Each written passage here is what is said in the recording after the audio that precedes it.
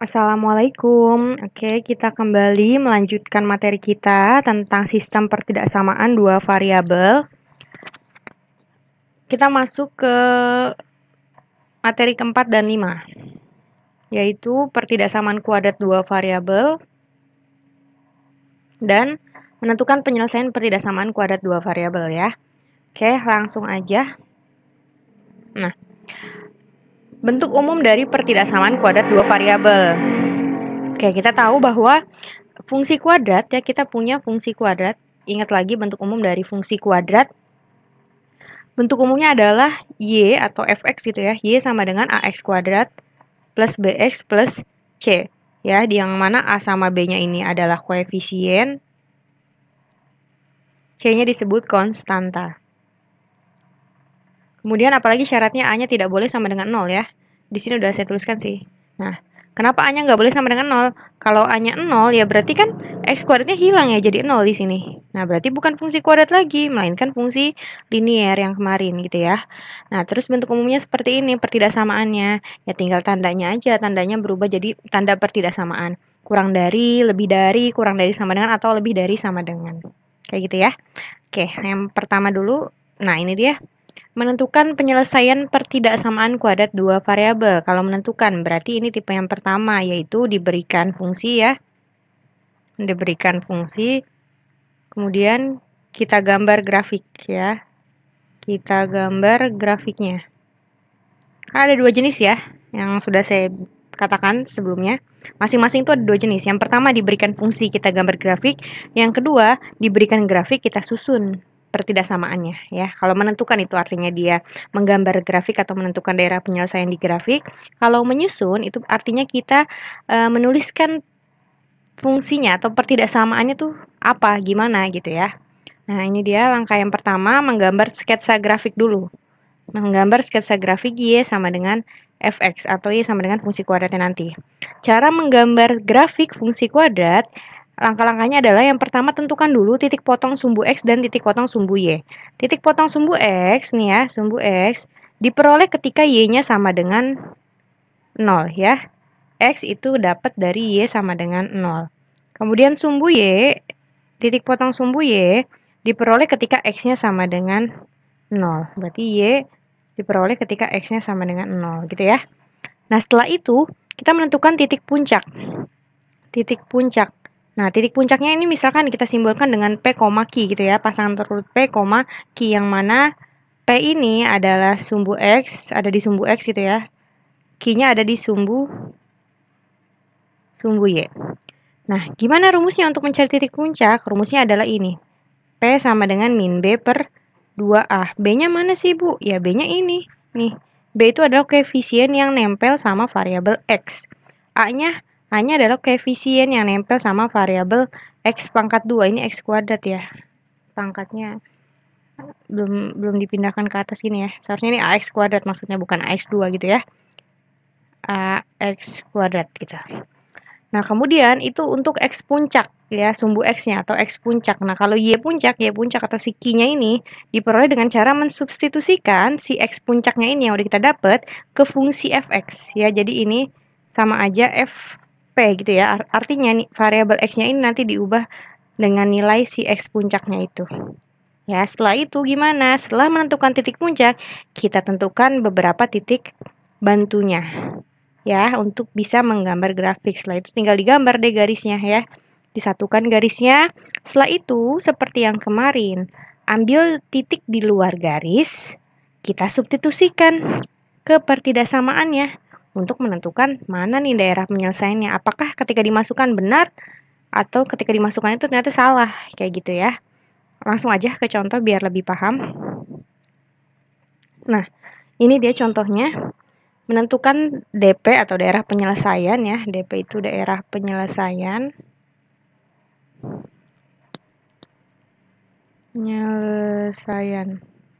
Menentukan daerah penyelesaian pertidaksamaan kuadrat dua variabel. K di sini ya, kuadrat.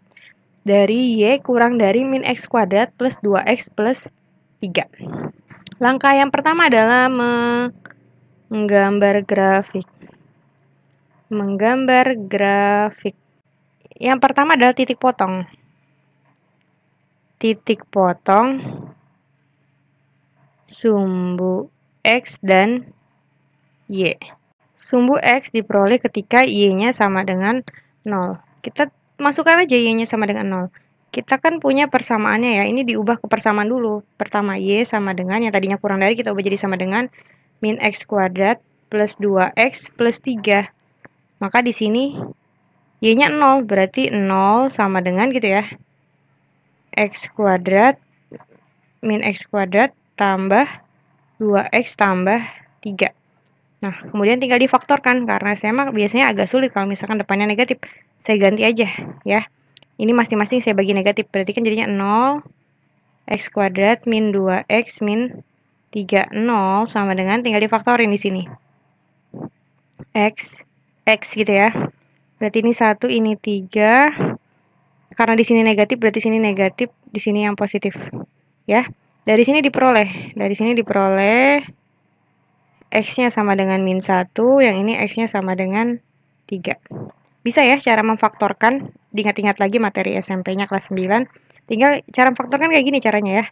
Kita ambil C-nya. C-nya di sini kan min 3. C sama dengan min 3. Min 3 itu perkalian apa dengan apa? Perkalian 1 dikali min 3 gitu ya. Kemudian min 3 dikali 1. Gitu kan? Tinggal dibalik aja kan? 3 dikali min 1.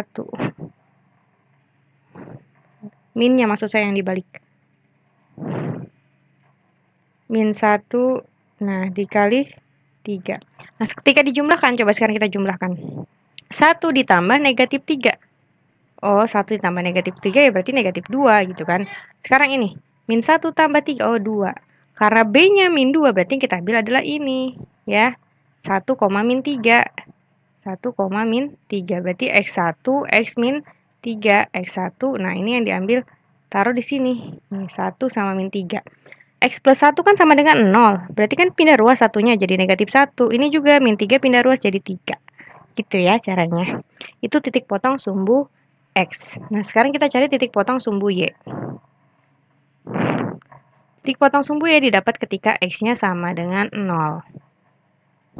Oke. Masukkan fungsinya. Fungsinya ini kan persamaannya. Y sama dengan min X kuadrat plus 2X plus 3. Masukkan X-nya 0. Y sama dengan, karena ada X-nya, karena X-nya 0, berarti setiap ada X itu jadi 0. 0 tambah 0 tambah 3. Y sama dengan 3. Ya, jadi intinya kalau titik potong sumbu itu tinggal lihat konstantanya aja. Konstantanya 3 ya, berarti titik potong sumbunya adalah 3. Paham ya? Oke, saya tandain deh. Yang pertama ini nanti buat gambar garisnya, grafiknya, sorry. Nah, setelah itu gimana, Bu? Nah, setelah itu kita tentukan titik puncak, seperti yang tadi ya. Nih, coba kita lihat lagi. Titik potong udah ya. Nah, berarti sekarang titik puncak. Sekarang titik puncak di mana ya? Di sini aja deh. Ini saya nomorin deh. Ini nomor 1. Ini nomor 2. Titik puncak. Gimana cara menentukan titik puncak? Nah, seperti yang tadi rumusnya, langsung aja. Rumusnya adalah XP gitu ya. Saya pakai gini aja, X puncak gitu yang gak usah pakai P, Q. X puncak itu sama dengan rumusnya min B per 2A. Mana yang B? Lihat di sini. Dari ini ya, dari pertidaksamaan ini kita kan peroleh. Oh, enggak muat ya. Pakai warna lain deh ya biar nggak bingung. Oke. Nah, dari sini min 1 ini sebagai A, ini B, ini C. A-nya, ini kan min X kuadrat yang nggak ada koefisiennya. Kalau nggak dituliskan koefisiennya kan itu artinya dia koefisiennya bernilai 1. Karena depannya ada negatif, berarti A-nya adalah negatif 1. B-nya plus 2, positif 2, oh berarti 2. C-nya ini 3. 3. Min 1, 2, dan 3. Nah, kita tinggal masukkan. Min B. B-nya tadi 2, berarti min 2 per 2 dikali A-nya adalah min 1. Berarti min 2 per min 2, atau sama dengan 1. gitu ya. Berarti kita dapat X puncaknya adalah 1. Nah, sekarang Y puncak. Ini ya. Nah, sekarang Y puncak. Y puncak adalah tinggal masukin X sama dengan 1 ini ke fungsi kuadratnya nih. Berarti kan min XP kuadrat gitu ya. Ini nih ditaruh ke sini. X-nya diubah jadi XP kuadrat.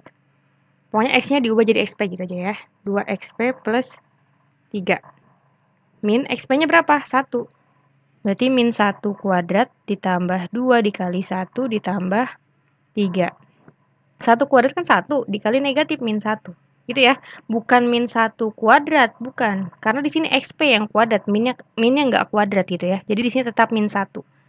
Ditambah 2 ditambah 3. Karena biasanya di situ ada yang keliru gitu. Malah minnya ikuti kuadrat kan. Padahal kan di sini yang kuadrat adalah si XP-nya, minnya tidak kuadrat. Min 1 tambah 2, berarti kan 1 ya. 1 tambah 3, 4. Ya, berarti YP-nya adalah 4. Nah, berarti kita udah dapat nih. XP-nya 1, YP-nya 4. Nah, tinggal kita gambar.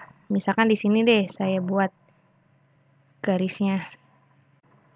Ini Y, yang ini X. Nanti ada gambarnya yang bagus ya. Ini saya cuma nyontoin aja. Di sini X-nya sama dengan min 1 sama 3. Berarti titiknya di sini. Min 1, yang X ya. Ini kan X. 3. Terus apa lagi? Oh, di sini. Y-nya sama dengan 3. Sini ya. Y-nya sama dengan 3. Terus apa lagi? X puncaknya 1. X puncaknya 1. Y puncaknya 4. Berarti 1 sama 4 ini digabung. Ya, menjadi pasangan berurut kan. XP, Y, P. Berarti sama dengan 1,4. Berarti ketika X-nya 1, Y-nya 4. 1, Y-nya 4, berarti sini. Nah, di sini ya. Nah, berarti puncaknya di atas kan? Kita gambarnya dari puncak aja gini nih. Seret, gitu ya. Terus ini tinggal gini. Nah, gitu. Nah, penyelesaiannya gimana, Bu? Oke, next aja ya. Yang udah saya gambar. Nah, ini dia. Langkah kedua kan menentukan titik uji ya. Tapi ini sebelumnya saya gambarkan dulu tadi. Oh, tadi gimana aja ya? Saya lupa. Bentar. Kita lihat dulu. Min 1, 3. Oh ya, min 1, 3, 3. Min 1, 3, 3, 4. Min 1, 3. Kemudian di sini 3. Di sini ketemu 4 sama 1 ya. Nah, di sini ya. Titik puncaknya. Kemudian tadi min 2 itu dapatnya 5. Nah, gitu ya. Jadi kalau digambarkan seperti ini. Dari puncak aja biar gampang. Karena ketika puncak kan dia berbelok. Nah, kurang lebih seperti ini. Dari sini dia belok. Nah, belok kemana ke sini? Ketiga ini. Nah, gitu ya. Kurang lebih seperti ini. Nah, setelah itu gimana? Langkah kedua adalah titik uji. Ambil titik ya. Ambil titik di luar garis. Misalkan di sini. Ambil nih 0,0 kan nggak dilalui garis ya. Lihat garisnya kan di sini, nggak ada garis kuning di 0,0. Ambil titik 0,0. Itu karena dia di luar garis ya, di luar garis. Ambil titik 0,0. Lalu gimana? Masukkan ke sini. Kan Y kurang dari min X kuadrat plus 2X plus 3. Y-nya 0, berarti 0 kurang dari, masukkan min 0 kuadrat tambah 2 dikali 0 tambah 3. 0 kurang dari, ini kan 0 tambah 0 tambah 3. 0 kurang dari 3. Apakah benar 0 kurang dari 3? Jelas ya. Benar. Benar bahwa 0 adalah kurang dari 3. Karena benar, maka daerah yang diarsir adalah daerah yang 0,0 ini. Berarti kan dia ada di bawah kurva kan, bukan di atas kurva. Nah, nih. Titik 0,0 saya tulis deh. Ada di bawah kurva. Sehingga yang diarsir yang di bawah kurva. gitu ya. Oh iya, kemudian di sini kan nggak ada sama dengannya, saya lupa tadi ya. Karena nggak ada sama dengannya, berarti garisnya putus-putus ya. Sorry.